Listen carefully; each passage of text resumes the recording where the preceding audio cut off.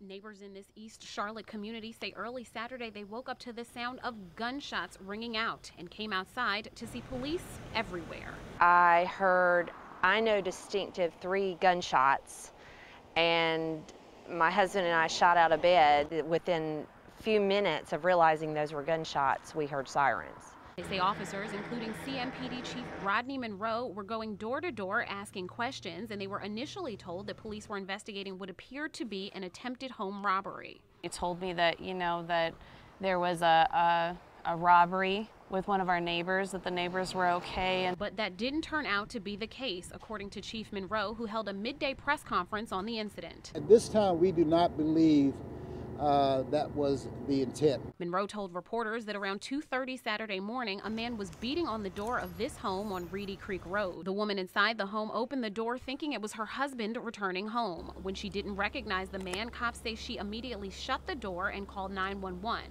3 officers responded to that 911 call. He immediately charged towards the 3 officers, one in particular.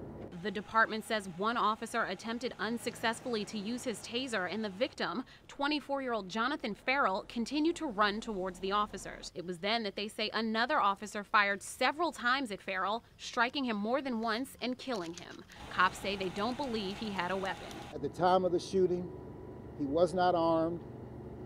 We did not detect any weapons. Later, police discovered this car down an embankment in the woods a short distance from the house on Reedy Creek. Cops say they believe Ferrell was operating the car, and now CMPD is trying to figure out if he was just trying to get help at the time he was shot. We believe that that vehicle belonged to the individual who was shot, and it's quite possible that he was seeking assistance based on his accident. It was a pretty serious accident. CMPD is now conducting 2 separate investigations into this shooting incident, one into the actual shooting and another through the Internal Affairs Division to determine whether the officers involved followed department procedure. All 3 of those officers have now been placed on paid administrative leave pending the outcome of the investigation. In the Charlotte newsroom, I'm Leslie Mays, News 14 Carolina.